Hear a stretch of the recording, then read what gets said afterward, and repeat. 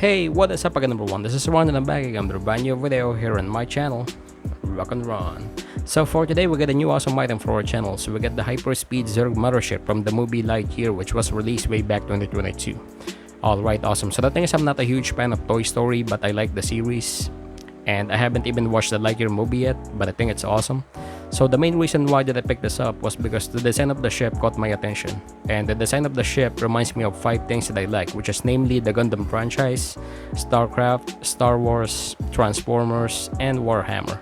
So speaking about the Gundam franchise, this ship reminds me of the Albion ship that I just recently blogged about. So this is my 1:400 scale Albion ship. As you can see, it looks really awesome. And it does share some similarities and resemblance from the front of the ship to the back of the ship. Alright, looks really awesome. So to simply put it, this can easily pass as a Gundam ship, and this will be an awesome piece to add in your Gundam collection. And once again, I do have this 1:400 scale Gundam minifigures, and the ship has some hidden compartments and drop pods, and I think this minifigures can easily fit inside the ship.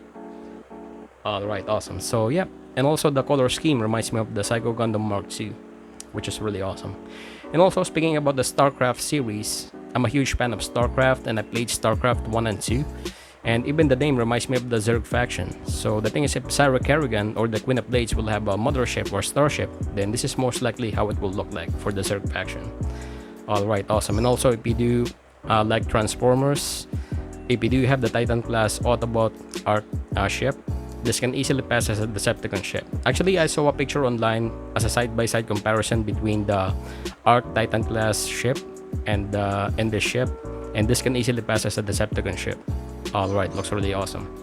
And also if you do play Warhammer tabletop minifigures, this can easily pass as a diorama piece. You can easily customize this and paint this, and that will be an awesome piece to add in your Warhammer collection.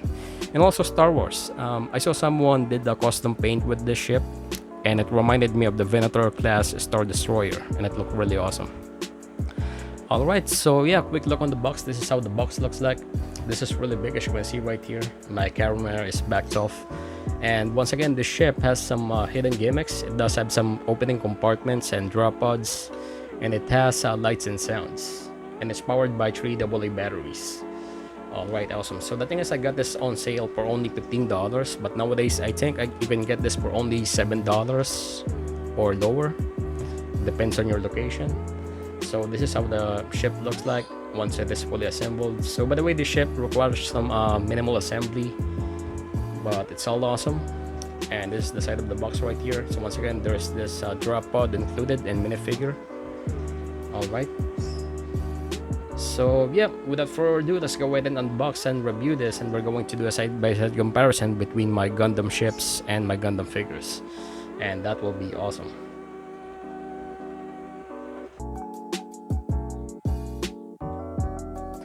Alright, so once again I'm back, and now let's go ahead and unbox and see the contents inside this Hyperspeed Zurg Mothership. Alright, awesome. So yeah, without further ado, let's go ahead and open the box here. So I may have to use this cutter right here to open the box. Okay, just one moment.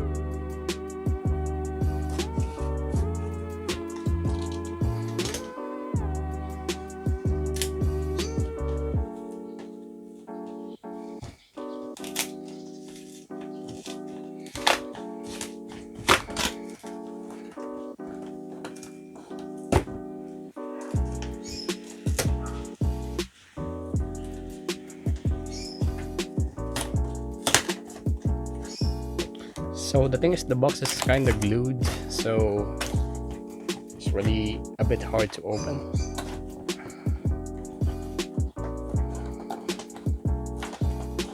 Okay, so there's this extra part in here. So this is the main ship. Alright, there you go. Okay, so this is the ship right here. Body of the ship with the hull. Let's put this aside, and there's this extra parts on the bottom of the box here. Okay. Alright, there you go. So we do have this box of parts right here for the fins, And we do have this parts right here for the front of the ship, and this is the drop pod.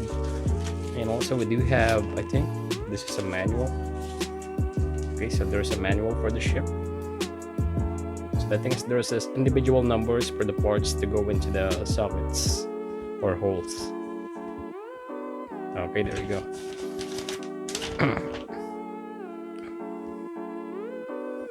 Alright, so without further ado, let's go ahead and assemble this, and we're going to see how this looks like. Alright, awesome. Alright, so once again I'm back, and finally I was able to assemble this hyperspeed Zerg Mothership right here. As you can see, it looks really awesome.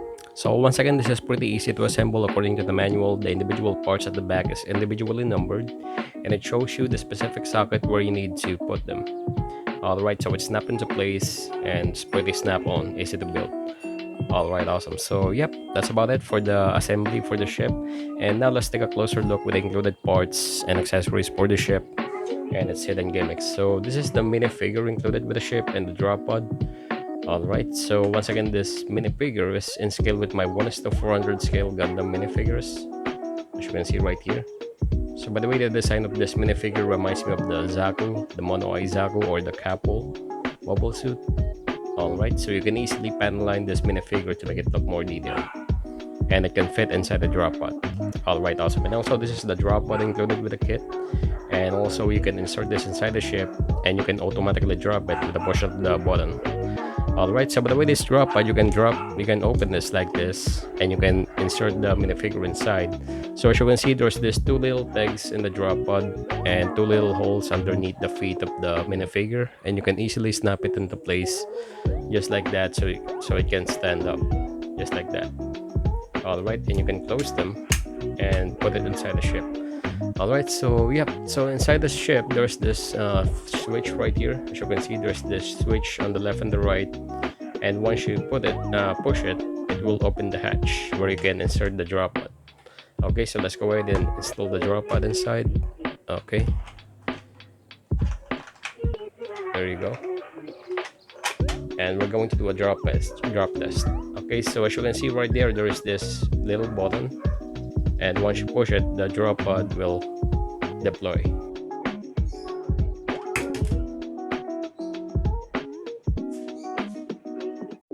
Alright, so that's it for the drop pod test. That's how the drop pod works on the ship. Alright, awesome. So let's take a closer look on the ship itself, but first let's put this aside for a moment. Alright, so let's take a closer look on the minifigure on the drop pod. This is how it looks like. It looks really awesome. So let's close this for a moment, just like that, and put this aside.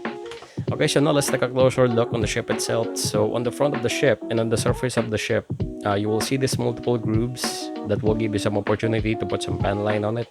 So you can easily panel line the ship to make it look more detailed and to make it look more awesome, and you're good to go. Alright, and also on the front of the ship, there's this two opening hatches, and you can easily open it just like that.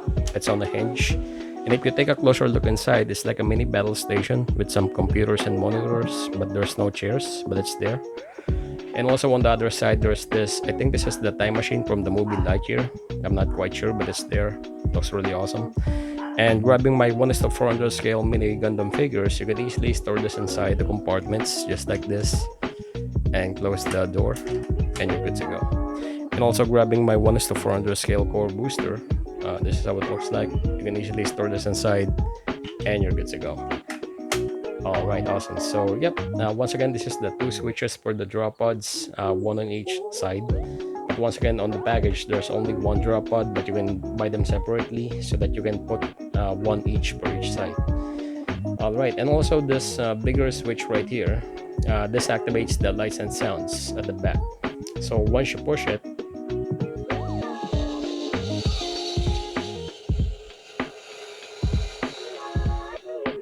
alright, it activates the lights and sounds, and it's quite loud and bright. And every time you push the button, it does have 5 presets. So let's push it once again.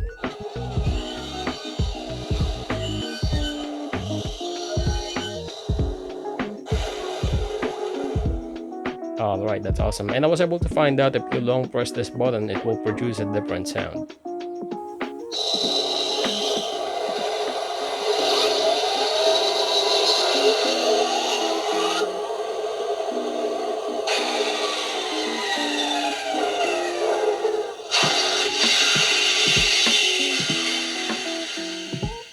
All right, that's awesome. So let's push it one more time.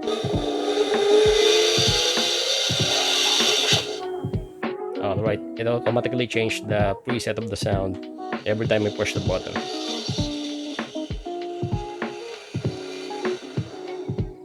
All right, that's awesome. So yep, that's it for the lights and sounds of the ship. So I was able to find out as well on the ship.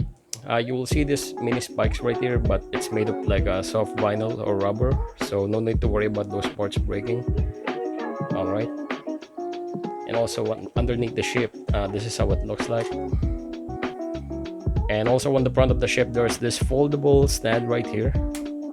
So just in case if you're going to put the ship on the surface, you can easily deploy this as a stand, just like that.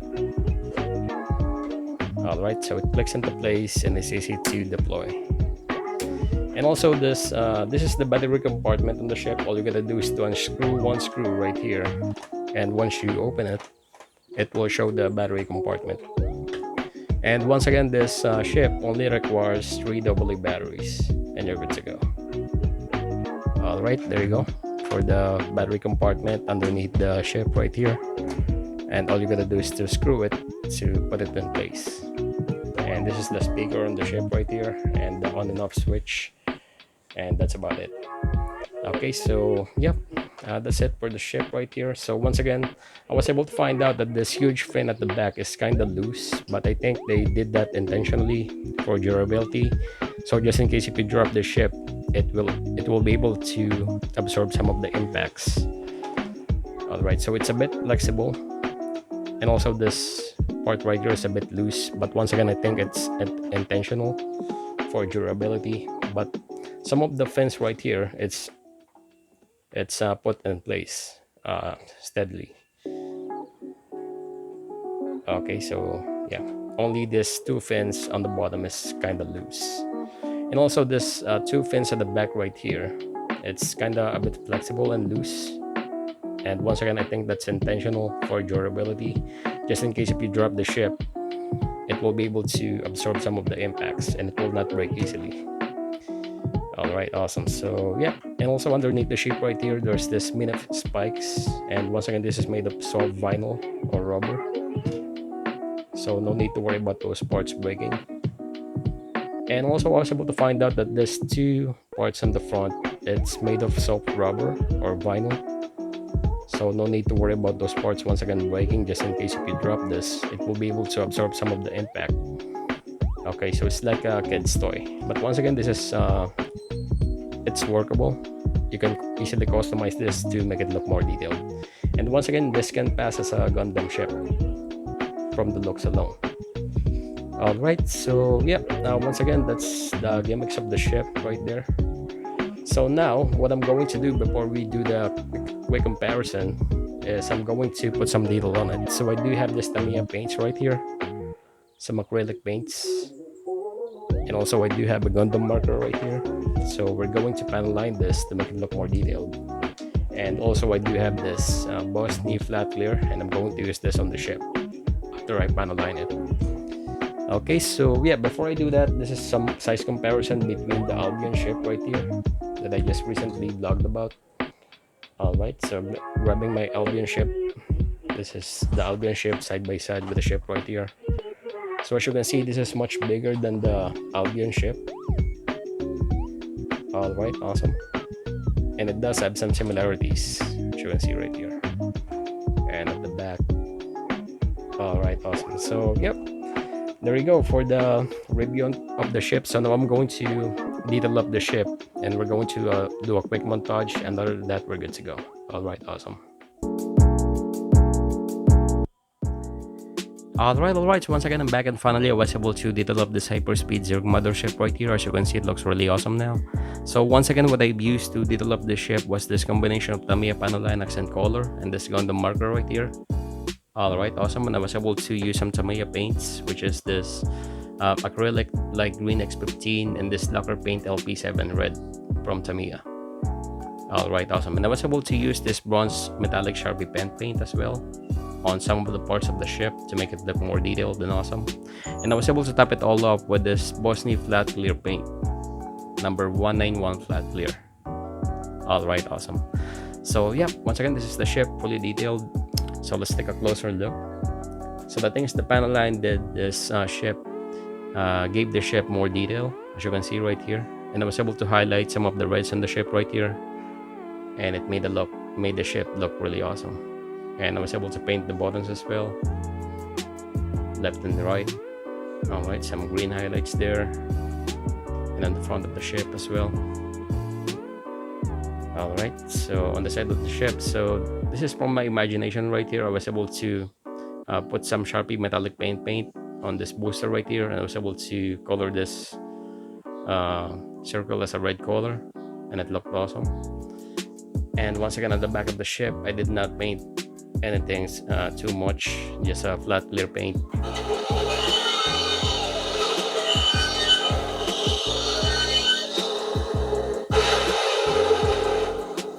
All right, awesome. So yep, once again, 360 view looks really detailed now compared to before. All right, so yep. So by the way, inside the ship, I was not able to paint inside the ship, so you can see the difference between the painted parts versus the unpainted ones. So it really eliminated the plastic look of the ship with the flat clear coat and some panel lines. All right, awesome. So grabbing my 1:400 scale figures here, this is the G armor.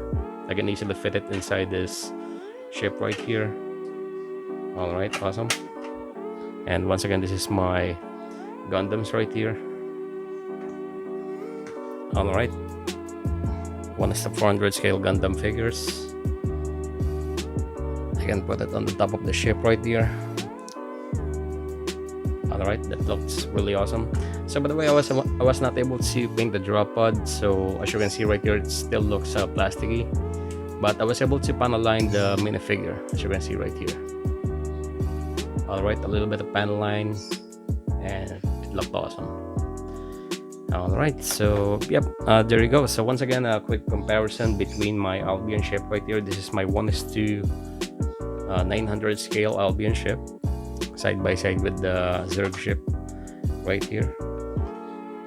So once again, the Zerg ship is bigger than the Albion ship, but they both look really awesome. All right, so that's about it. So let's go ahead and do some size comparisons and some quick montage on the ship, and after this we're good to go.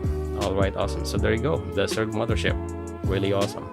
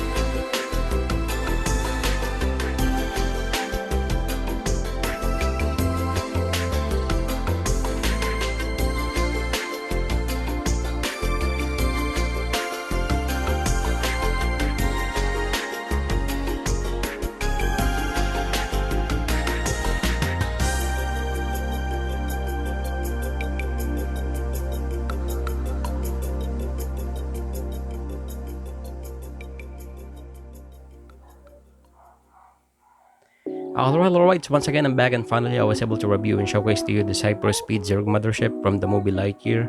Alright, looks really awesome. So once again, this can pass as a Gundam Starship, especially if you do have 1:400 scale mini mobile suits or minifigures. Alright, awesome to add in your collection, especially if you're able to customize this. Easy to customize by just panelining it and just with a flat matte tap coat, and it will look awesome. Alright, so once again, I bought this only for $15, but once again, I think this is on sale right now for $10 or less. So if you can get this for $10 or less, then I highly recommend it. I think this is a must buy, because once again, if the when the supplies last, this could be a rare figure in the future. Alright, awesome. So yep, once again, thank you so much for watching. If you like what you see, hit the subscribe and the like button. I will highly appreciate it. Thank you so much. So once again, this is Ron. Rock on, stay awesome, and have a good one.